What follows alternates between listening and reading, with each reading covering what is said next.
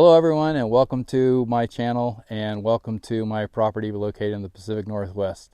It is late fall, winter is going to be coming soon, and the tamaracks are in their full golden display, which is kind of nice. It's something that people like to see in the Pacific Northwest, and it makes it easy to tell how many tamaracks you actually have. The tamaracks make good lumber, so I do have some of those to cut up later this winter.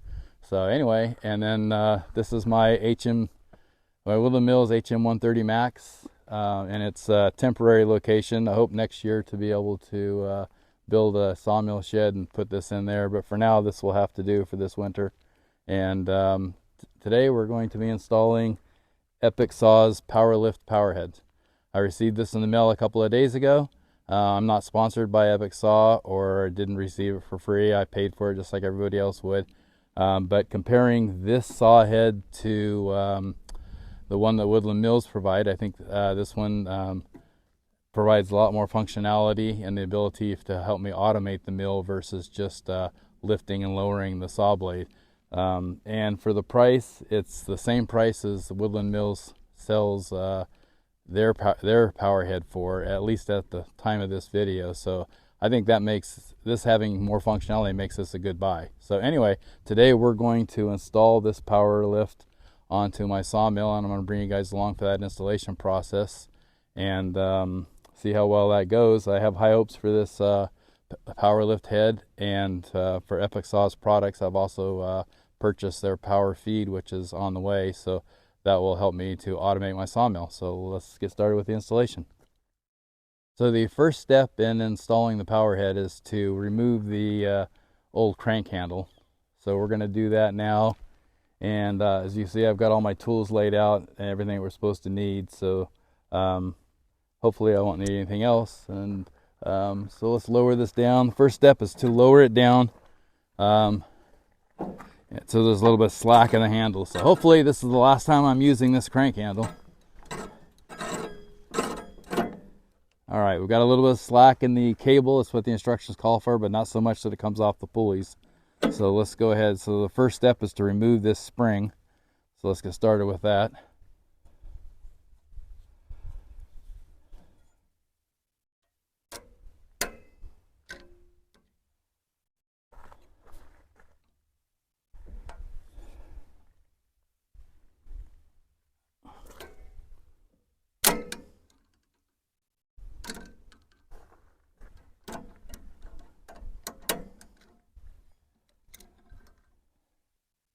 Success.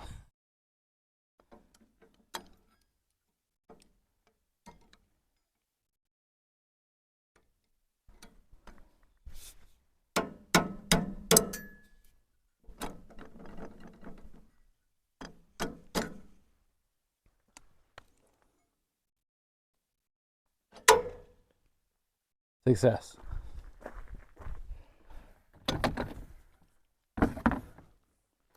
This is the wrong tool for the job. It's supposed to be a 5mm punch, but I didn't have one. I tried a nail.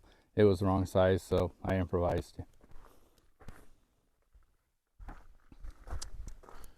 The next step is to remove these two bolts and remove this index plate. Okay, so the disassembly is complete. So the next step is to remove this bracket from the power lift and then install that on the shaft. So I'll do that now.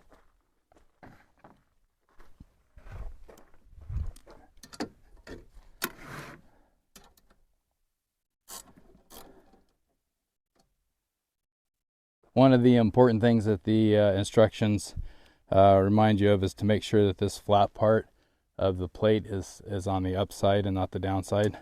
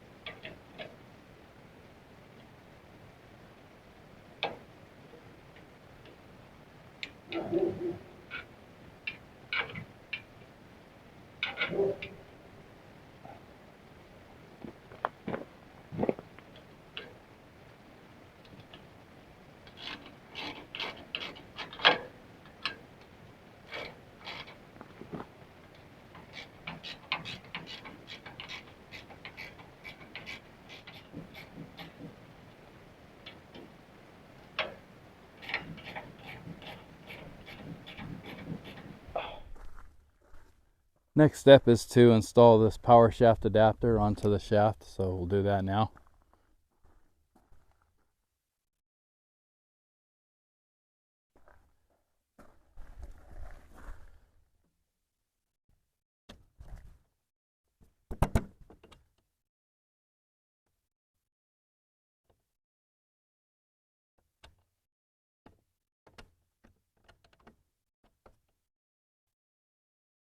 I'm getting some resistance trying to slide the shaft on there, the adapter onto the shaft. So I'm just going to take a little bit of sandpaper and smooth it out a little bit and see if that helps.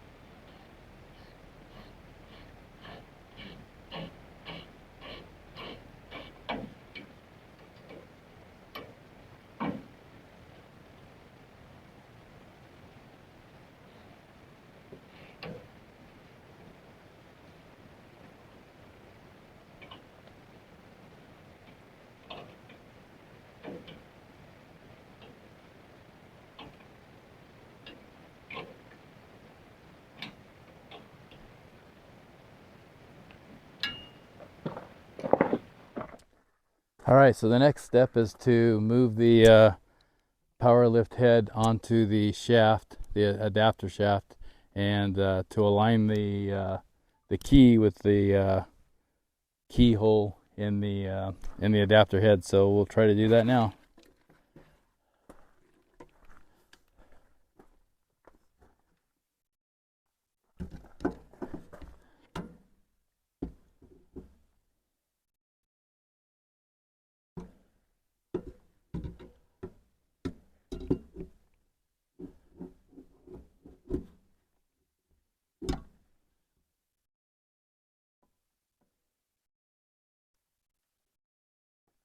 There we go, that wasn't too difficult. So now we'll bolt the power lift on with the 4 screws that we took out earlier when we removed the bracket.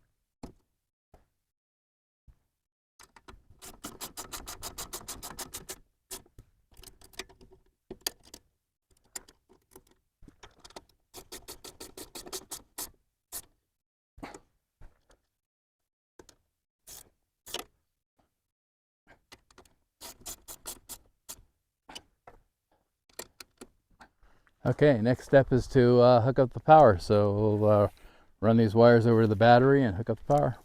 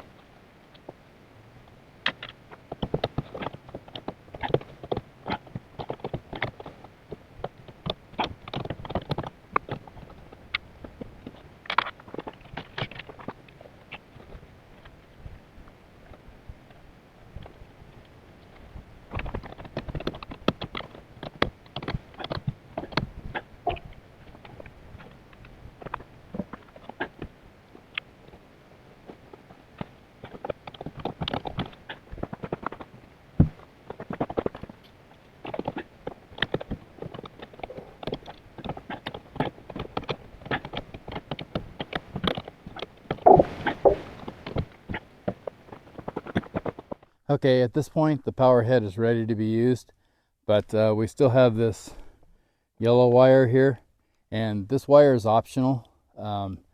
If you want to have this emergency button work on your lift, then you need to wire in that yellow wire into the white wire that goes to the starter. But it is optional. But if you're going to use the power feed, and I am getting the power feed, it's being assembled in the factory now. So if you want to use the power feed, you have to hook that up. So I'm going to go ahead and hook that up now.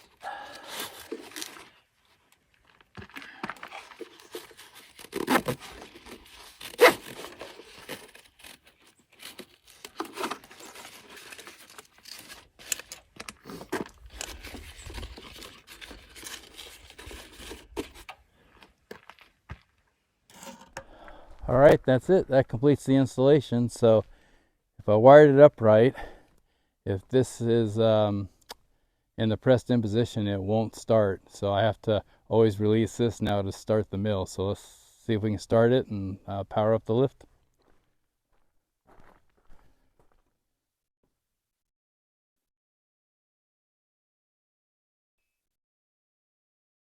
And as soon as I release that, the lift did come on. So, and it says it's in the lift mode, so maybe I don't need to start the motor to be able to operate this.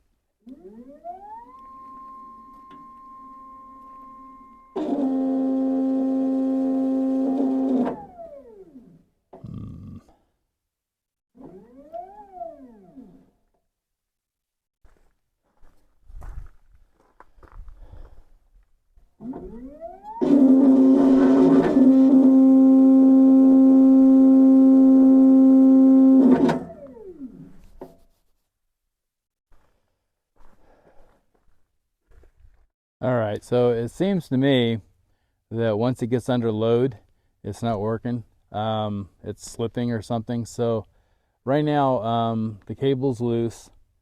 I go with the up mode,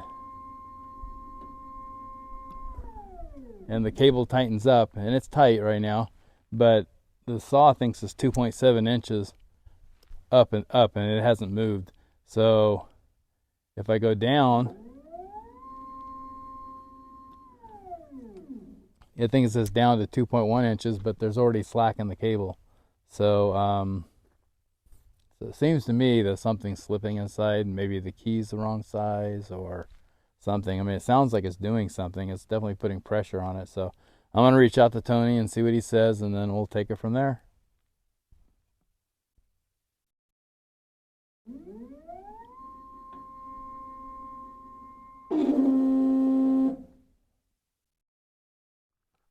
All right, everyone. Well, obviously there's an issue. We got the install done, and when I try to lift the head, or I try to use the power lift to lift the saw, the cable gets tight, but then it stops lifting at that point. So I don't know if something's slipping or the key's not properly engaged. I took the head off and I put it back on just to make sure that it was in there, you know.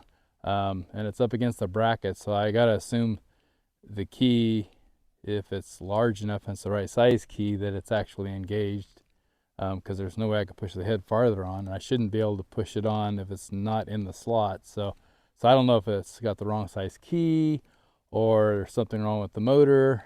But I did lift the head manually using the Allen wrench and the screw that was in the adapter just to turn it. I mean, and that's not a lot of force, and I'm able to actually move the head up and down. So I'm not sure.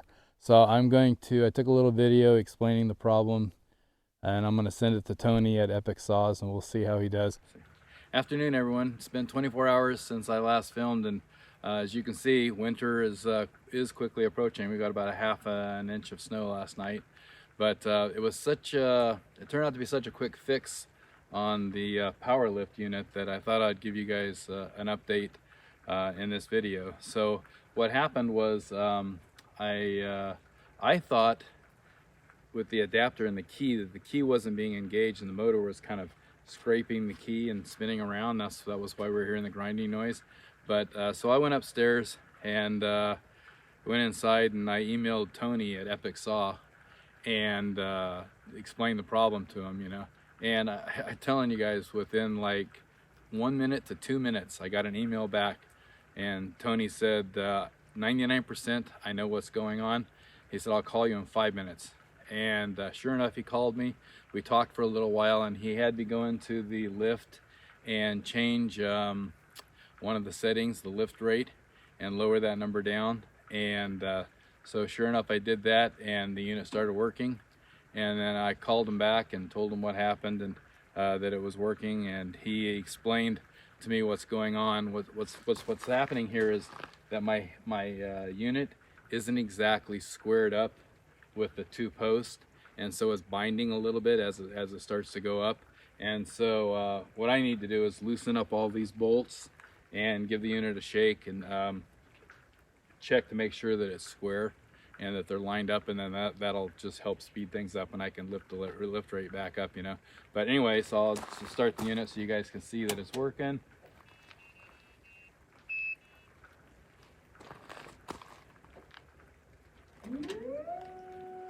So you can see the unit's going up.